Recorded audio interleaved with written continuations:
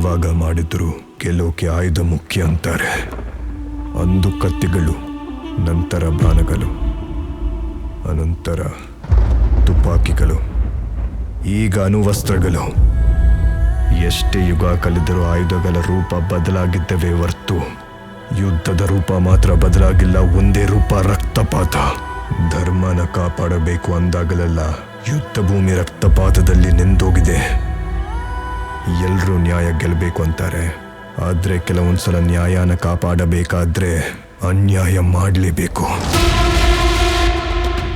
ನಾನ್ ಸಿದ್ಧ, ಬರ್ತಾ ಇದ್ದೀನಿ. ಅಧರ್ಮದ ಮೇಲೆ ನೀನ್ ಕಟ್ಟಿರೋ ಕೋಟೆನ ನಾಶ ಮಾಡೋಕೆ ಬರ್ತಾ ಇದ್ದೀನಿ. ಕಾಯ್ತಾ ಇರೋ ನನ್ ಮಗನೇ.